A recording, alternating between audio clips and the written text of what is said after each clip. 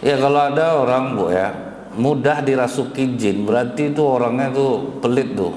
Karena saya pernah jumpa ibu-ibu ke masjid rajin, dicuri orang jambu perawasnya, demam dia 3 hari pak. Nah, itu saking pelitnya tuh. Jangan bapak kira bapak ibu nih dah rajin ke masjid nih, rajin sedekah nih, yakin ya, coba lah cek diri kita masing-masing. Masih banyak yang kita habiskan untuk pribadi kita daripada untuk sedekah.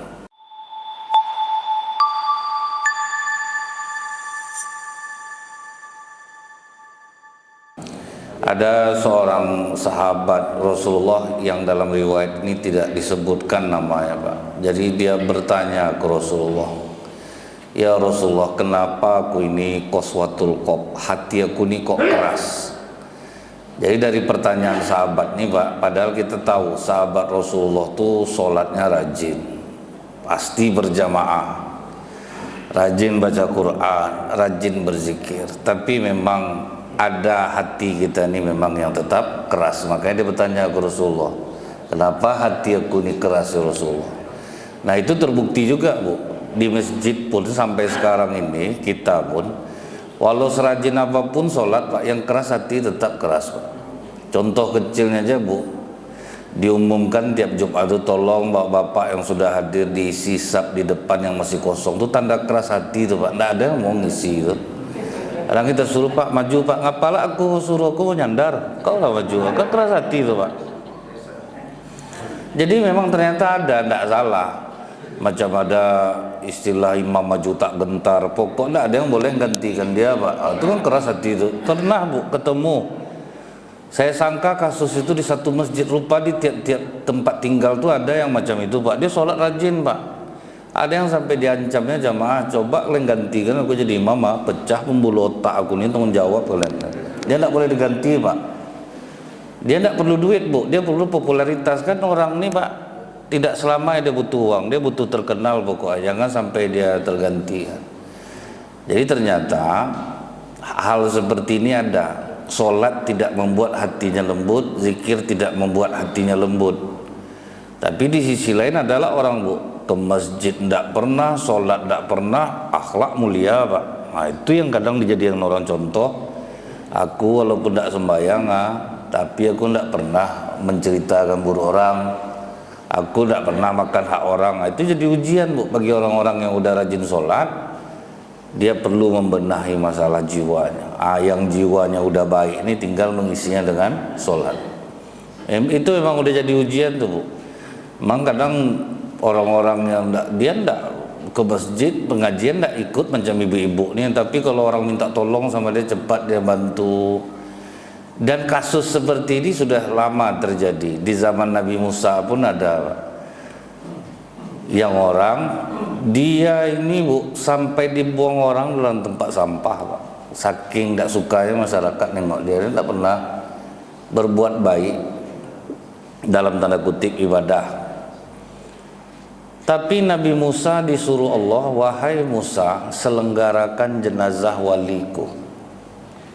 Di situ Nabi Musa heran bu, waktu dia mau menyelenggarakan jenazah orang ini, masyarakat semua ngasih kesaksian dia ini orang tidak bagus ini. Nabi Musa bermohon kepada Allah bu, ini orang katanya tidak bagus ya Allah. Rupanya diputarkan Allah lah ke Nabi Musa saat-saat dia sebelum meninggal, ya Allah, aku ini memang orang tidak baik. Aku ini memang dibenci oleh masyarakat. Tapi Kau yang Maha Tahu, wahai Allah, aku tidak pernah menzolimi orang-orang soleh. Aku sangat cinta kepada mereka. Kalau ada mereka butuh apa kepadaku, aku cepat menolongnya. Aku sudah digelincirkan iblis hingga jauh darimu ya Allah. Jangan bikin iblis menertawai aku. Itu aja doanya pak. Jadi kadang Allah memandang kita ini dari amal yang lain, tapi jangan pula ini diamalkan bu, bagi kita tidak laku lagi pak. Nanti ya gara-gara ini tidak sembahyang lagi pak kan, tidak mau dia ke masjid lagi. Itu bisa terjadi aja pak kalau orang salah memahaminya bu. Jadi kita sekarang udah tahu ternyata orang sholat pun, orang rajin zikir pun, baca Quran pun ternyata hatinya bisa keras. Dan itu mungkin ada di sekitar kita, bahkan mungkin salah satunya kita orangnya keras hati itu. Jadi kan misalnya macam di rumah kan ibu lah yang tahu bu ya, kadang bapak nih bu ya, sampai ada ibu-ibu bilang sama saya, pengajian macam ikan salai mata dia Ustadz, di rumah kasar minta ampun. Nah itu ada tuh pak, ngadukan suaminya bu, macam ikan salai itu kan melotot, macam paham betul yang disampaikan Ustadz tuh pak, tapi kasar, di rumah tuh kasar. Jadi kadang orang banyak topeng keluar tuh, macam kami inilah pak. Ada waktu itu Ustadz sedang ceramah tentang bagaimana Rasulullah di rumah bersikap lembut kepada istri. Jadi ada salah satu tiang di masjid itu, ada bapak di belakang tiang itu ketawa aja pak. Sampai saya merasa rasanya ceramah Ustadz tidak ada yang pantas untuk ditertawakan, karena memang bagus pak disampaikan. Daripada tidak enak jiwa saya menahannya pak, saya tanyalah ke bapak yang ketawa nih, pak dari tadi Ustadz itu ceramah tentang rumah tangga Rasulullah, sikap Rasulullah, bapak kok lain ketawa bapak. Ustadz itu tetangga saya tuh Ustadz, pemukul sama istri itu, kan susah bu. Jadi enggak bisa kami ini jadi patokan pula pak. Oh berarti kalau udah ceramah itu semua dari makan, enggak juga. Jadi kadang ini berarti pak, kasus ini tidak terkecuali, pasti ada.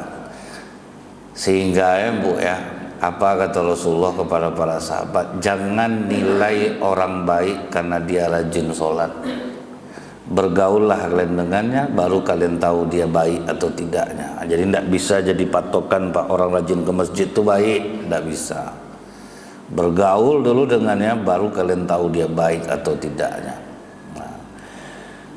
Karena dia sudah jujur ke Rasulullah bahwa hati dia keras. Oh ternyata pak, bukan sholat, bukan zikir untuk bisa melembutkannya. Kata Rasulullah, kalau kau ingin hatimu lembut, yang pertama kasih makan orang lapar. Nah pas dibilang gini nih pak, kita pun tersudut rasanya. Kita salah ada acara di rumah kita yang kita ajak makan orang kenyang pak.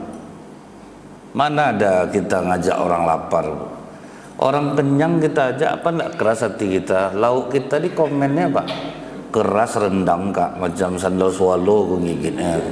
Jadi bukan bersyukur dia dikasih makan tuh, maunya kuah apa nih dikasih apa sikit ya bu ya. Nah, jadi bukan bersyukur dia pak, itu yang buat hati kita tambah keras. Kita boleh dibilang lah, tanyalah ke diri kita, dalam satu minggu ini ada enggak ngajak orang lapar makan? Boleh dibilang mungkin tidak ada. Orang udah sering makan, itu yang kita ajak makan. Makanya hati kita ini susah untuk lembut. Kita dengarkan hadis Rasulullah ini, kok bisa sebesar itu betul ngasih makan orang lapar.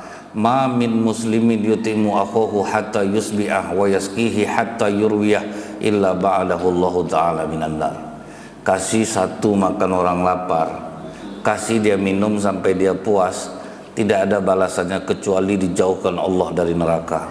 Dulu saya bertanya-tanya pak, kan sepele cuma ngasih makan orang lapar bisa dijauhkan Allah dari neraka. Berarti kan dahsyat amalan nih bu, yang mungkin tidak kita amalkan. Kita hanya mengajak makan tetangga, orang kenyang. Di kantor yang kita ajak makan kawan-kawan yang udah kenyang. Kenapa saya katakan kita payah mengamalkan ini? Allah sendiri mengatakan bu, fakku rokobah, mendaki lagi sukar, au it'amum fi yaumin zi mazgobah, ngasih makan di hari kelaparan. Karena memang orang miskin dalam Islam nih bu, dia bekerja, dia kekurangan, tapi dia tidak mau meminta-minta nih pak, itu payahnya dia itu. Jadi kalau yang nampil di jalan Ponegoro itu bukan orang miskin tuh pak, itu tuh penumpuk harta istilahnya kalau sama Umar. Apabila kalian melihat peminta-minta tiap hari orangnya sama, berarti mereka bukan fakir miskin tapi penumpuk harta. Di Ponegoro itu kan tiap hari itu orangnya sama, terus tiap hari pak, udah enak pak, tinggal duduk, datang orang antar makanan. tinggal duduk datang orang. Kalau orang miskin dalam Islam dia tidak mau macam itu, Bu. Dia kekurangan tapi dia tidak mau meminta-minta. Kita aja di masyarakat tidak dapat aja kita zakat tahun ini di seorang pengurus masjid, Pak. Itulah saking bangganya jadi orang miskin tuh. Kalau kita tidak dikasih itu agak bangga kita sih, berarti kita dianggap orang mampu. Ini mau diserang semenjak bapak jadi pengurus saya tidak dapat lagi kalung, tidak tanggung besar ya, Pak, yang ngamuk tuh. Tidak dapat kupon kurban, ini pindah masjid dia, Pak. Ngapa Bapak jauh pindah? Tidak dapat saya kupon kurban, biasa berapa? 2, tahun ini 1 cuma. Itulah, itu makanya banyak kita yang susah, Pak. Karena mentalnya mental peminta-minta. Nah itu ya Pak ya, mencarinya memang susah, mencari orang lapar. Tapi kalau dapat, Bu, tidak pula tanggung, Pak, balasannya dari Allah. Salah satu yang membuat kita dijaga oleh malaikat di saat kita memberi makan orang lapar. Di zaman Nabi Sulaiman ada seekor burung bertengger di atas pohon di halaman rumah orang. Jadi burung ini berkicau-kicau, pekak telinga orang punya rumah, Pak, dilemparnya pakai batu. Terbanglah burung ini mengadu kepada Nabi Sulaiman. Aku padahal tidak ganggu dia, dilemparinya aku pakai batu. Nah, ini kan burung ini nganggap dia tidak ganggu, padahal suara itu ganggu. Nah, itulah gambaran kita juga tuh, Pak. Suka mencari kelebihan diri sendiri, tidak pernah introspeksi diri. Saya kalau dengar orang cerita, Bu, ya, coba loh Ustaz, kurang apa saya lagi? Ya, dia cerita kelebihannya itu, maka saya bilang ya Bapak betul Pak, betul Pak. Karena orang macam itu tidak bisa disalahkan, Pak. Kecuali dia coba koreksi saya Ustaz, di mana letak kena saya. Nah, itu oke lah, Pak. Tapi orang rata-rata cerita itu dia ingin dibenarkan, tidak mau dia disalahkan. Padahal sikapnya itu mengganggu orang, Bu. Contohnya, Bu, misalnya di antara kawan-kawan ibu ada ketiaknya busuk, dia tidak menyadari, Pak. Dia nganggap tuh biasa gitu. Asal saya ke masjid Ustaz, lari-lari aja ibu ini di masjid. Awak aja mau lari sebetulnya pas ngomong sama dia itu. Ini macam mana lah, dia tidak sadar, Pak. Dia tidak ganggu orang menurut dia. Karena dari kecil udah sama itu dia kan, Bu, ya. Nah, dia tidak menyadari itu, apa mau kita bilang? Lain pula orang-orang sini ini, asal saya ke masjid pindah-pindah ibu-ibu ini tidak mau duduk dekat saya. Saya langsung bilang minta maaf saya, Bu, ya. Ketiak ibu pahit, Bu. Nah, kan berdua ngomongnya, Pak. Sejak itu tidak disapa ibu itu saya lagi. Itulah risiko menasehati itu. Dia, Bu, menasehati itu berdua. Jangan di grup WA atau depan orang, itu mempermalukan namanya, Pak. Jadi itu bedakan ya, Bu, ya. Menasehati itu secara pribadi. Kalau dari depan orang itu mempermalukan. Kan orang sering bilang, aku kan menasehati, tapi di grup, Pak. Nah, itu mempermalukan orang. Kan sampai sekarang saya berdua ibu itu aja yang tahu. Kan yang lain tidak ada yang tahu, Bu. Siapa orangnya, kan orang tidak tahu.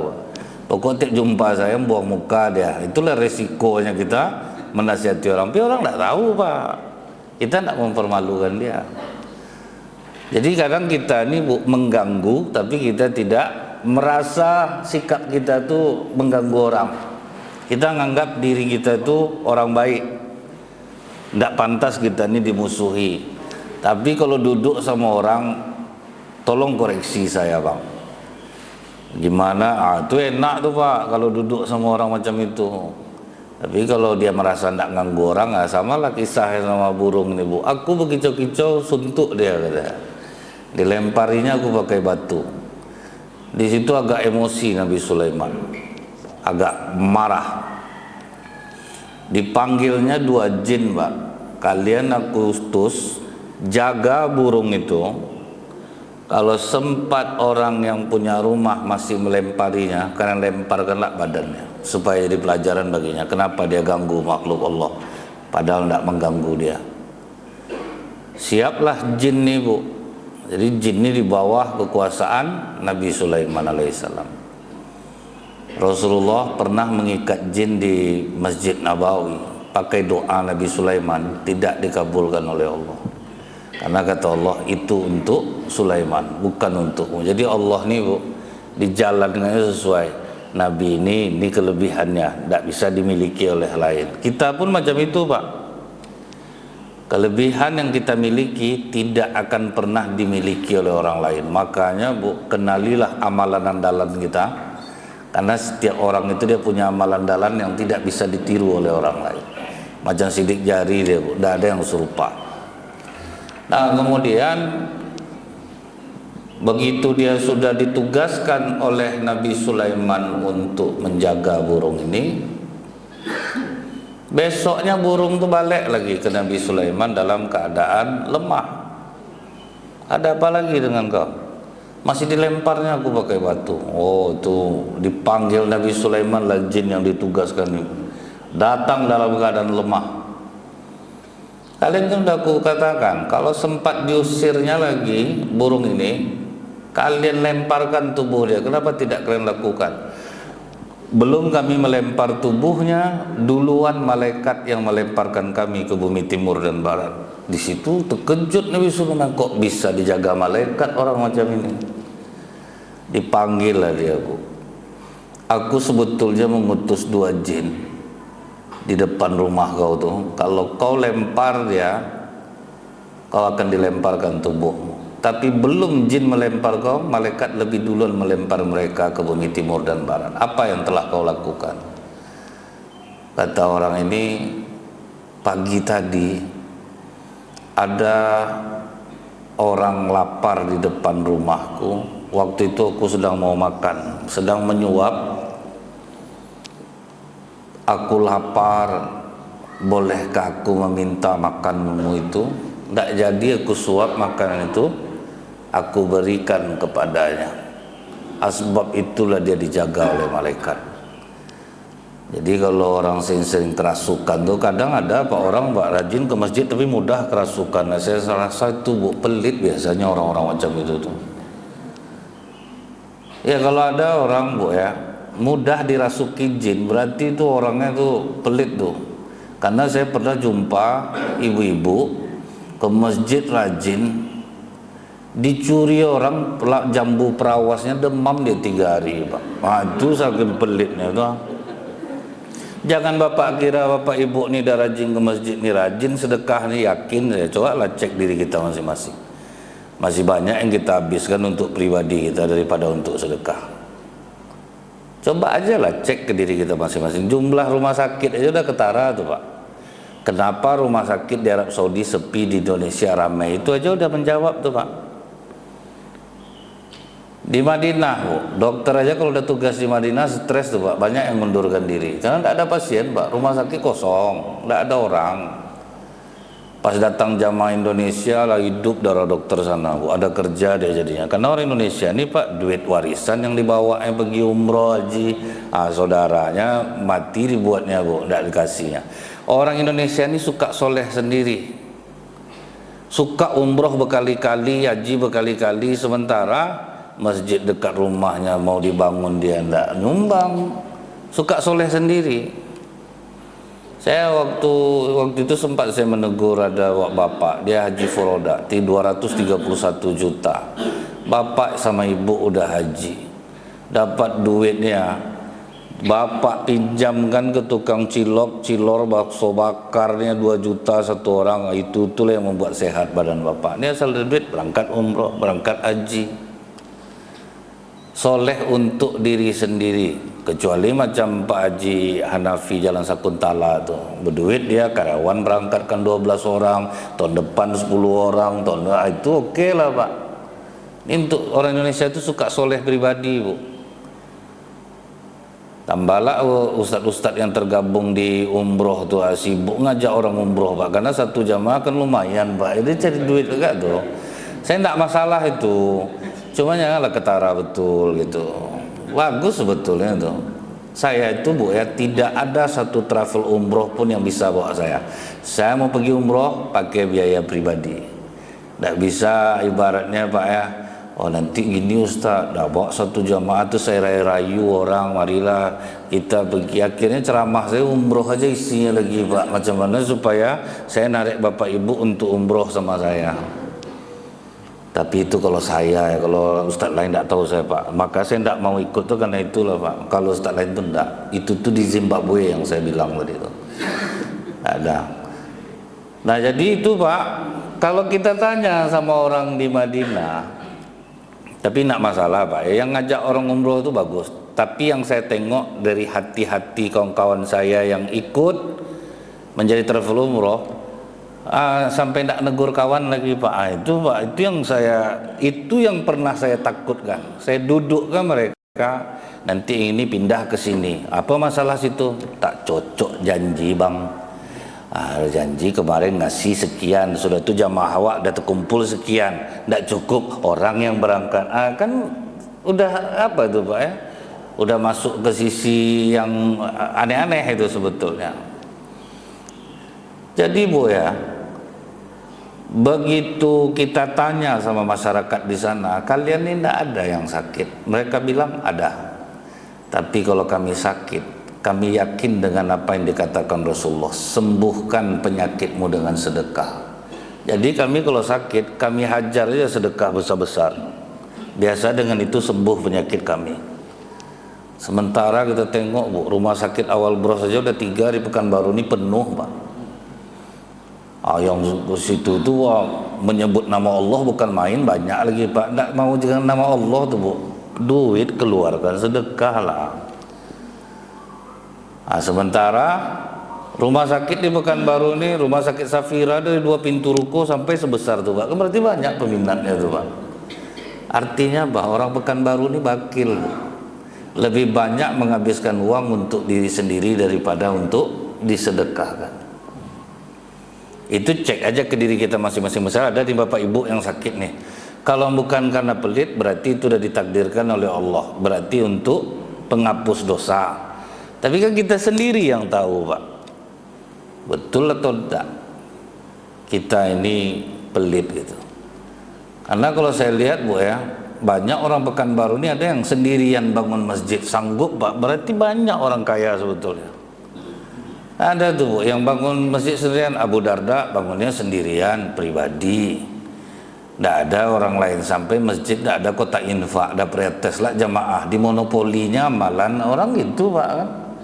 Berarti jahat dia tuh Ustaz, dimonopolinya amal, masjid tidak ada kotak infak, nanti dikasih kotak infak tidak mau ngisi, kan aneh orang kita nih Pak.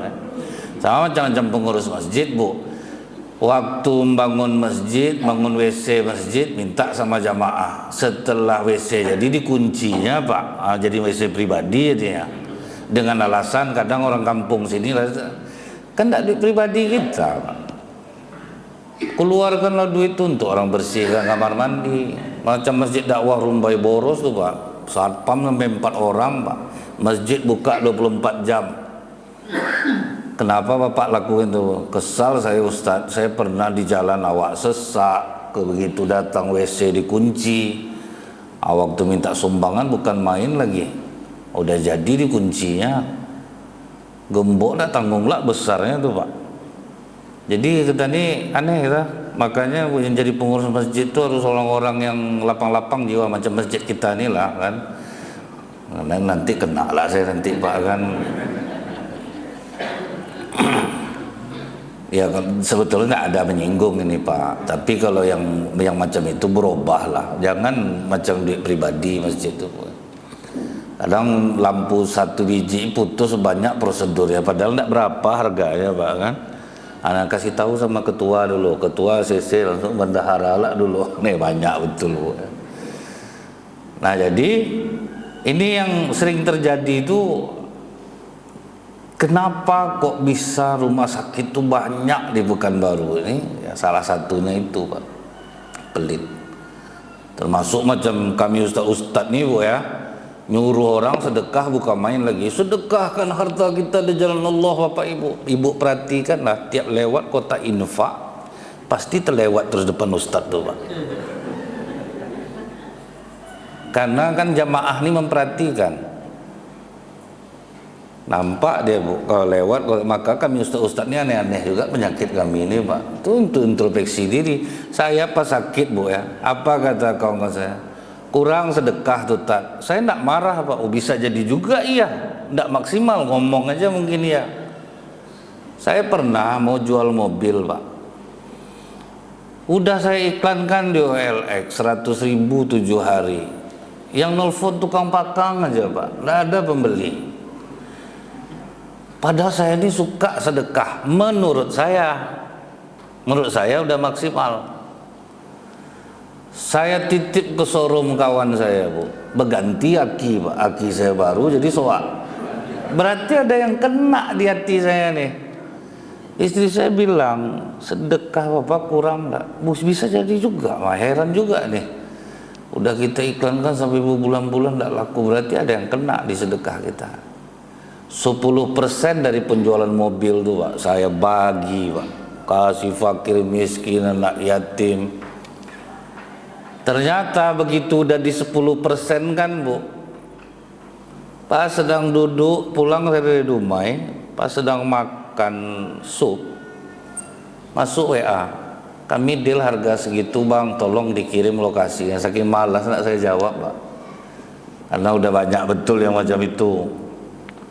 Gak lama suruh itu didesaknya balik, tolong lokasi rumah, saya kirim aja. Saya duduk aja di rumah ya Pak, rupa udah di rumah dia Bu, nggak sampai 5 menit hitung-hitungan, diperiksa pun nggak mobil itu jadi. Ya disitulah saya yakin Pak, berarti orang-orang yang ngaku soleh pun di sisi itu banyak kenanya. Kadang kan kami ini Bu suka ngumpulin infak sumbangan orang. Kalau mengasih duit orang ke orang lain, siapapun pandai itu Pak. Yang duit pribadi kita ini ya, kan orang sering seperti itu Pak kan. Misalnya tidak salah seperti itu, Bapak Ibu saya ingin mengajak, saya ada program menyantuni anak-anak yatim, fakir miskin. Silahkan diantara Bapak Ibu yang mau menyumbang 5 Al-Quran misal 500.000, nanti itu juga termasuk dana dakwah, itu tidak ada masalah Pak. Memindahkan duit orang ke tempat lain itu bagus, ada perantara dia. Cuman yang banyak tidak sadar orang seperti ini, yang duit pribadi dia tidak rusak Pak. Dia hanya menyalurkan aja, yang duitnya tidak rusak. Macam inilah Bu, oh kita mau dikunjungi oleh wali kota, nanti Pak wali kota mau nyumbang 10 juta. Bapak perhatikan muka camat sama lurahnya Pak, tegini aja, karena camat lurah itu yang mencarikan duit tuh Pak. Betul enggak Pak? Sampai Bu ya, dia tinggal telepon, aku besok ke kecamatan awak tuh ada sekian masjid tuh, paling tidak satu masjid tuh 10 juta. Memindahkan duit orang, siapa yang tidak pandai Pak kan? Yang camat tuh kata gini Bu sama lurah, itu mendung pula. Lurah yang paling kuat mendungnya karena dia yang paling azab pula di bawahnya Pak kan, kena opor-opor kan. Jadi orang banyak itu berbuat baik pakai harta orang. Siapa yang tidak pandai Pak? Berbuat baik itu pakai harta orang. Belaba dia Bu. Saya nengok lagi, ada orang kalau pas apa ini Bu ya, pas Idul Adha itu paling aktif nyari sapi apa kan, rupa ada fee-nya Pak. Saya tukang sapi lah yang ngomong, bentuk soleh-soleh panitia korban tuh Ustaz. Mana mau dia cari sapi yang bisa dia dapat fee-nya 500 satu ekor. Jadi kalau ada panitia kurban tidak mau pindah, dia beli sapi, padahal ada yang bagus Pak, itu positif, ada fee-nya tuh Pak. Itu kan nganiaya jamaah. Coba lah Bu, 500 satu sapi dikali berapa orang tuh sebetulnya kan dapat sapi bagus jadinya itu Pak. Tapi dia ngejar untuk pribadinya tuh. Jadi ini apakah salah ngambil untung? Ya salah, seharusnya kalau udah dia ada yang bisa kita ambil untungnya itu. Tapi kalau yang macam-macam itu enggak usah lah. Nah ini yang banyak tuh Pak.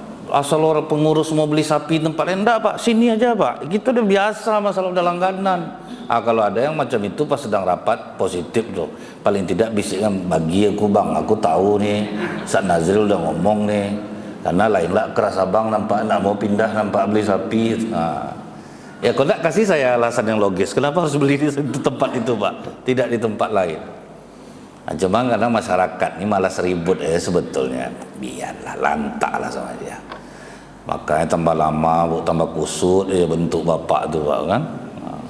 Karena itu berefek jadinya. Jadi ini banyak kena kita tuh di sisi itu ya Pak. Makanya kenapa banyak rumah sakit di Pekanbaru ini Salah satunya itu kita itu bakhil. Jangankan bawa orang, padahal bawa makan orang lapar tuh Pak ya, modal tidak banyak Pak, 20.000. Tapi susah nyarinya tuh. Nggak usah lah kita kaji sedekah kita yang berjuta-juta lagi. Kita aja lah introspeksi diri.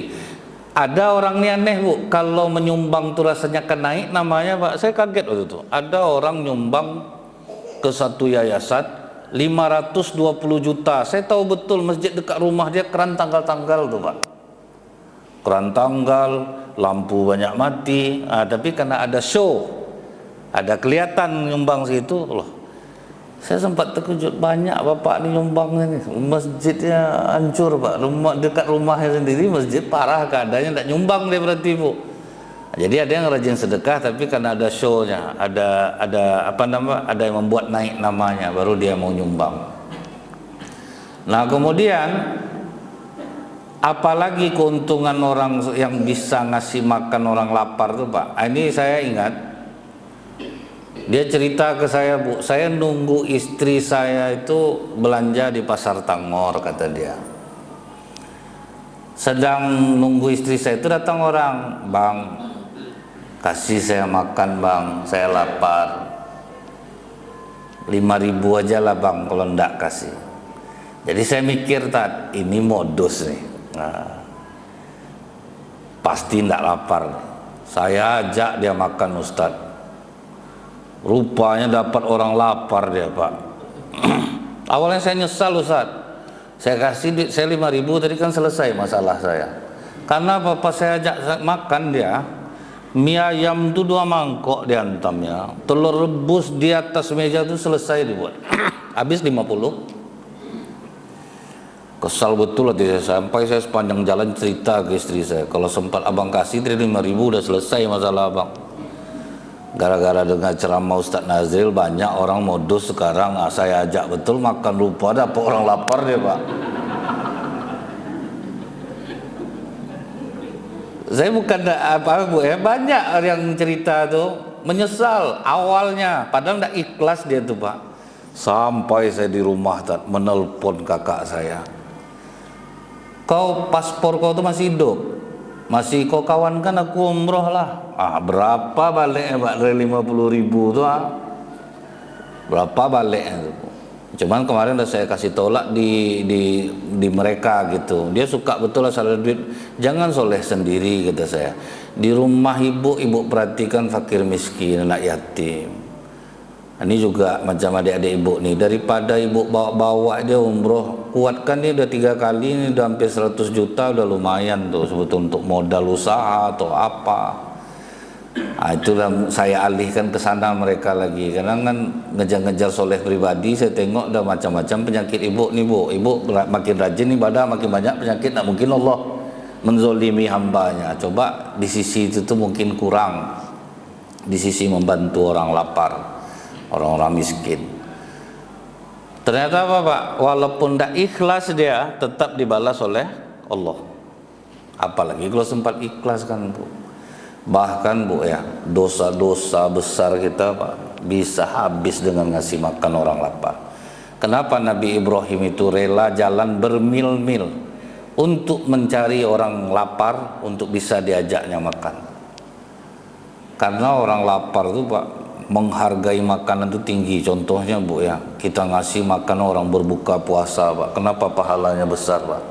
Karena tepat sasarannya Pak, ngasih makan orang lapar.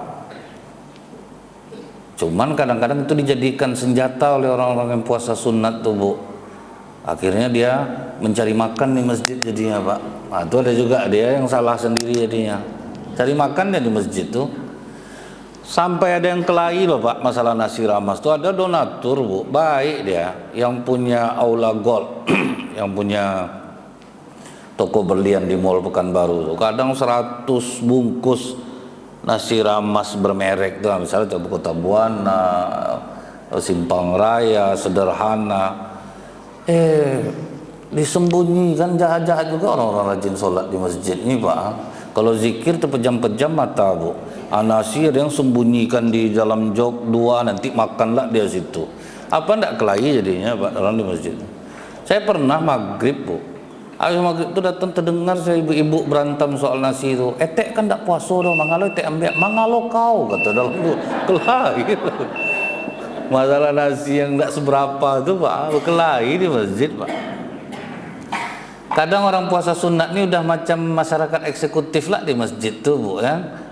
Itu hebatnya iblis tu Pak. Yang puasa didata namanya nanti dibeli nasi, kan dah macam masyarakat eksklusif dia di masjid. Jadi hebat iblis, dipandai dia ngambil peluang. Iblis tu tidak nyuruh kita buat buruk sekarang lagi, dia masuk lewat kebaikan tapi menghancurkan kita. Akhirnya lah udah betul-betul cari selamat dia Bu. 30 hari Ramadan tu Pak, tiap hari dia makan di masjid Pak. Dia dah senang hatinya, mama tak perlu masak, mah hemat kita 1 bulan ni buka di masjid aja kita. Sahur di masjid, buka di masjid. Bentuknya kan baik Bu, dia hemat tapi dia sebetulnya orang mampu, maka akan kena pula dia dari sisi yang lain. Itu bahayanya tuh Pak. Kenapa saya katakan dapat kita orang lapar, dosa-dosa kita pun diampuni Pak.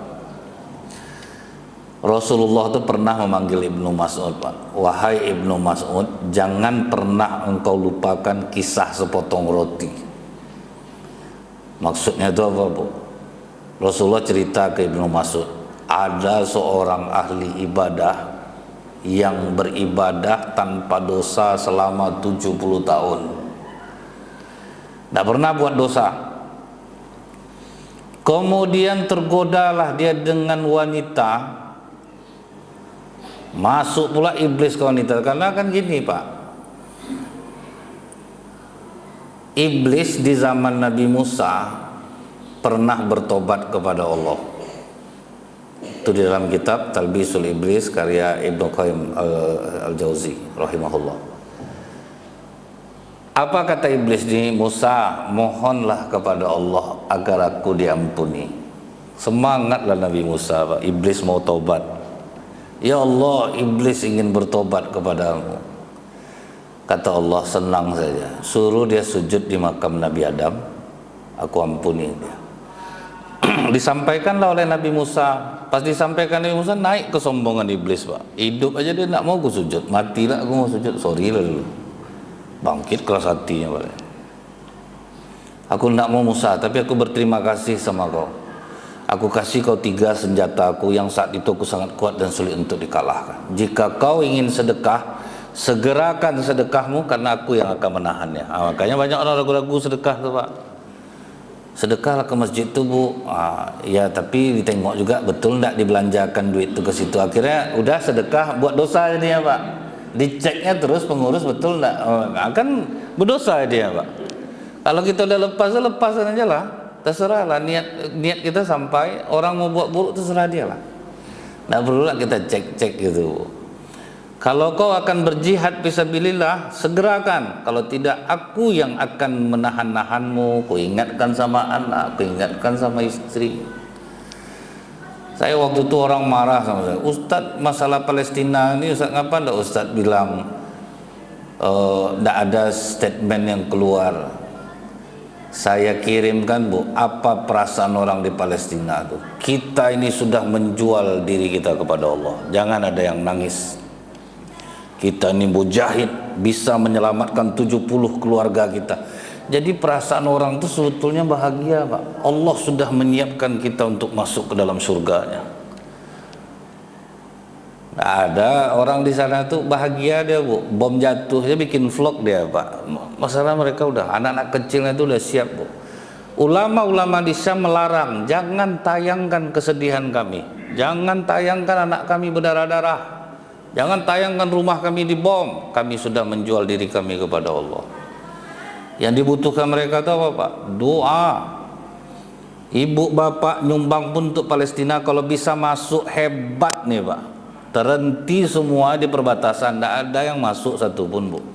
Maka kata orang Palestina, jangan kirim kami bantuan sekarang, karena percuma, tidak juga akan bisa masuk. Coba buka kalau bisa masuk. Orang Indonesia ini yang dibom-bom itulah kesempatan bagi dia Pak. Lihatlah saudara kita di Palestina Bapak Ibu.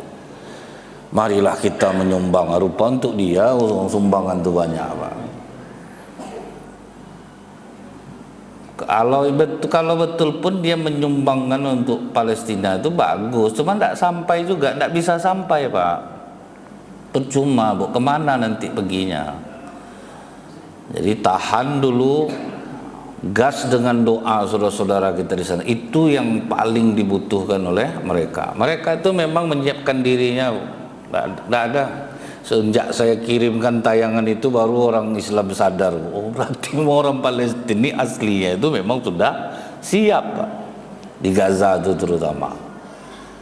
Jadi mereka itu tidak ada lagi Bu, ragu-ragu terhadap kesahidan tidak ada lagi. Nah kemudian yang ketiga, apa kata iblis ini kepada Musa?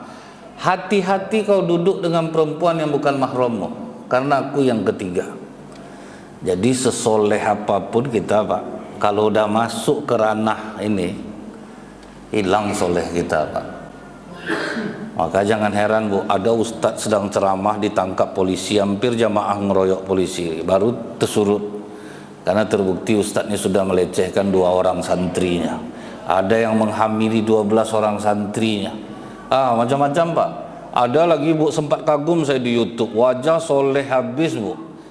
Nama channelnya Benteng Akidah kalau tidak salah saya tuh Pak. Wah pokoknya mantap lah ceramahnya itu Bu. Rupanya di studionya itulah istrinya sendiri akhirnya melapor ke polisi bahwa suaminya melecehkan santri, setiap malam tuh berganti-gantian.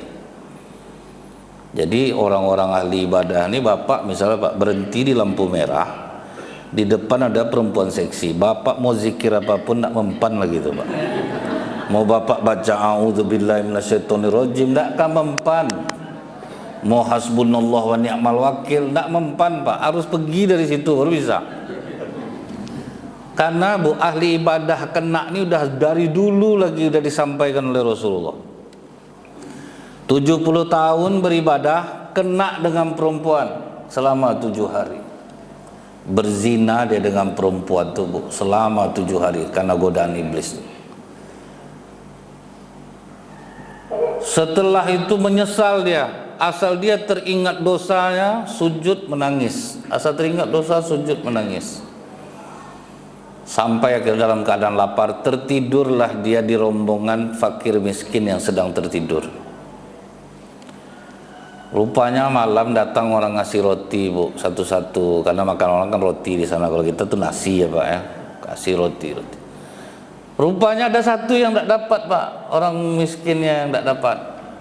Nah orang ahli ibadah tadi ditahannya laparnya, dikasihnya rotinya itu untuk orang yang tidak dapat itu Bu. Kata Rasulullah di akhirat ditimbang amalnya. 70 tahun beribadah dengan 7 hari berzina, ternyata lebih besar dosa zina yang 7 hari, hangus ibadah yang 70 tahun.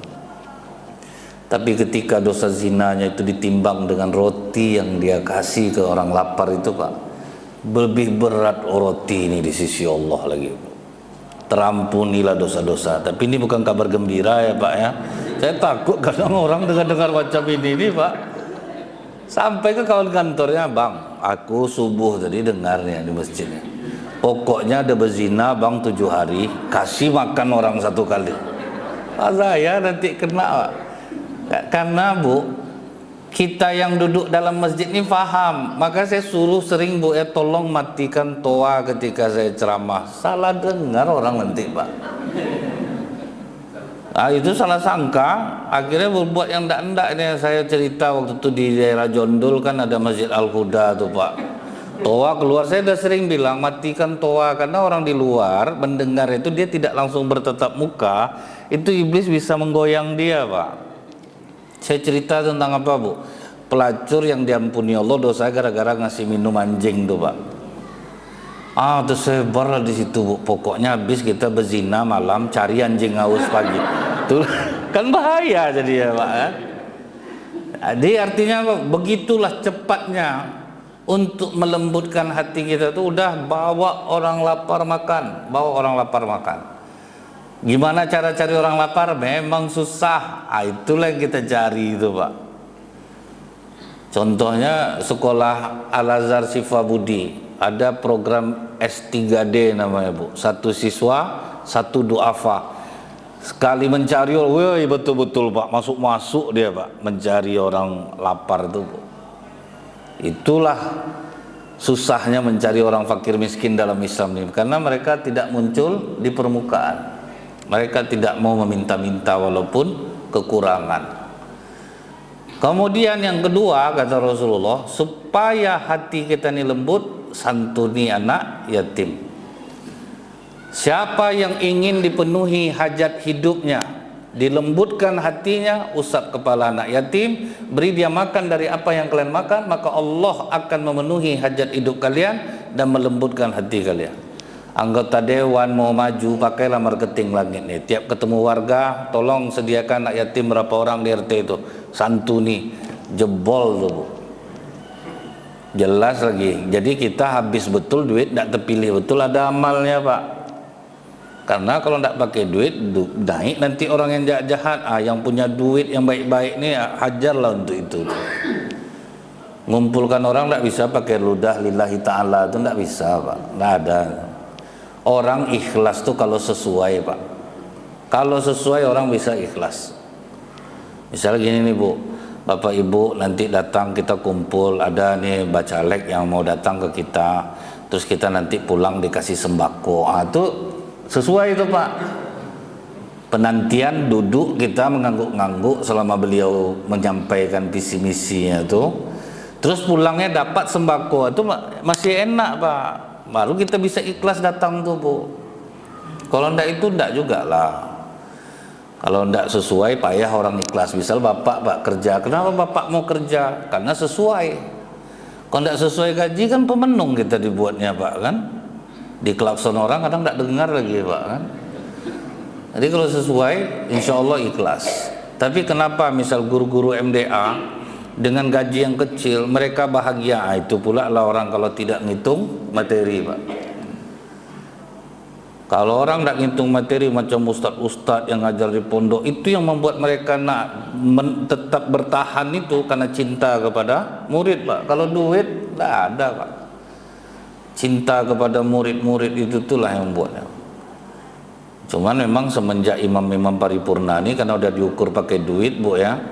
Jadi kalau pas tidak ada pencairan selama 3 bulan itu suara imam mulai rendah tuh Pak. Yang azan agak sumbang irama itu Pak. Saya ingat tuh waktu mau masuk puasa kan tidak gajian 3 bulan tuh Bu. Rendah suara imam.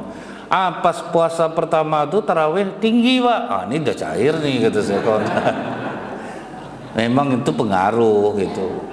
Saya sering cerita itu Pak ya, makanya saya cerita ke orang-orang yang honorer di sekolah. Jadi berapa? 1 bulan berapa? Alhamdulillah Ustaz, dapat juga kami ini 1 juta 1 bulan. Waduh, di situ tuh terpukul betul saya Pak. Orang bilang 1 juta sebulan tuh begitu semangatnya dia gitu, syukur. Kita kadang ceramah papus 15 menit 500 Pak, masih juga payah situ tuh. Masih juga kadang ngomong macam itu Pak. Tidak ada rasa bersyukur ya itu. Jadi harus sering kita menengok orang yang lebih di bawah kita tuh. Nah, kalau sempat pakai marketing langit nih Pak, saya mengatakan itu marketing langit Bu. Buat amalan beri orang makan yang lapar, kemudian santuni anak yatim, itu hajat hidup kita dipenuhi oleh Allah. Nah sekarang pertanyaannya, banyak orang nyumbang ke anak yatim tapi tidak bisa lembut hatinya, tidak terpenuhi hajatnya karena duitnya tersangkut di masjid Pak. Ibu bapak kalau nyumbang ke masjid yang banyak uang anak yatimnya tidak usah nyumbang situ. Berarti tidak jalan duit itu Pak.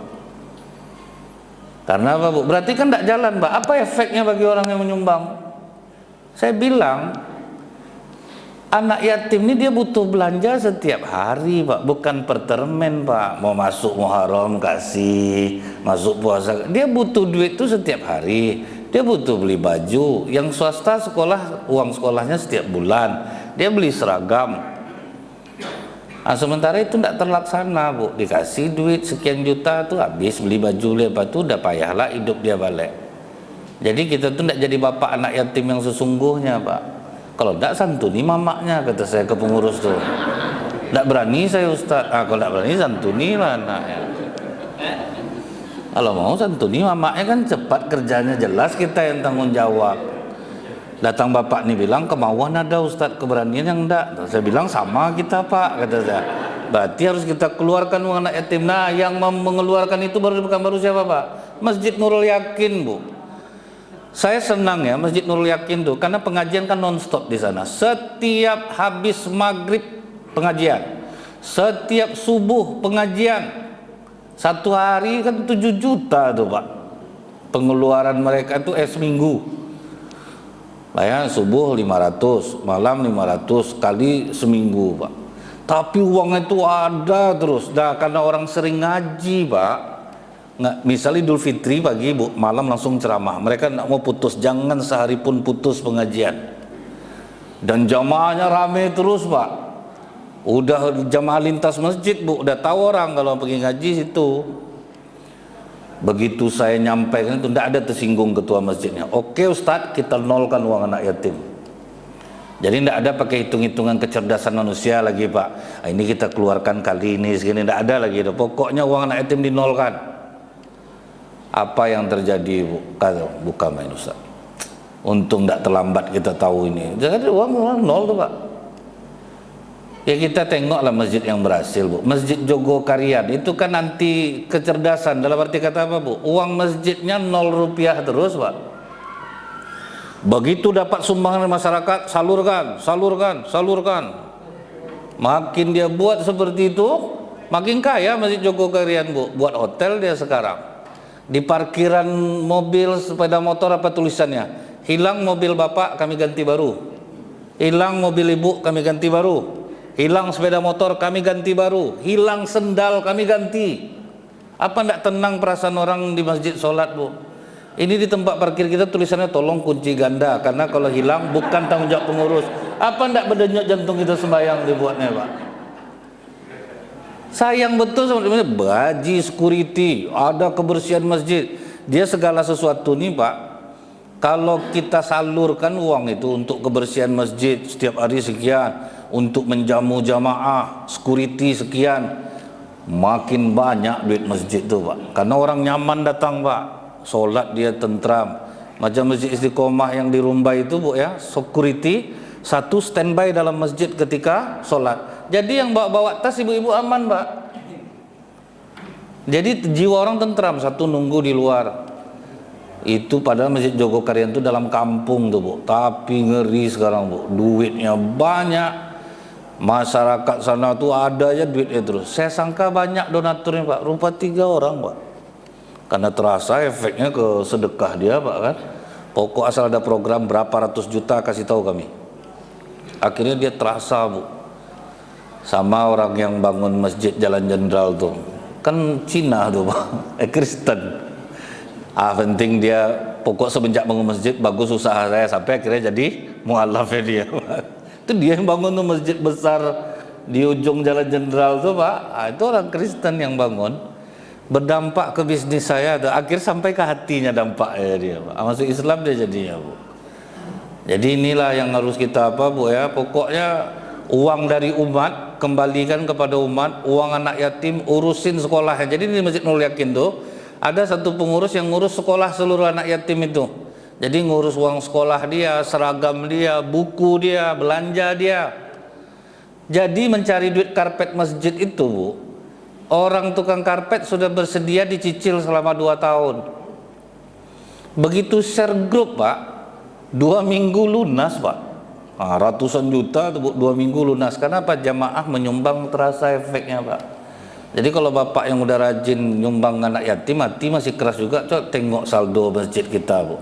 Anak yatimnya rata-rata besar-besar Pak, 65 juta, 31 juta. Kan tersangkut dalam tuh, macam gorong-gorong air Bu. Banyak air masuk, besar air keluar, gorong-gorong tuh bersih dia Pak. Duit masuk banyak, duit keluar tersumbat tuh belumut gorong-gorong tuh Pak. Itulah yang penyakit tuh. Subhanakallahumma bihamdika asyhadu an la ilaha illa anta astaghfiruka wa atubu ilaik. Assalamualaikum warahmatullahi wabarakatuh.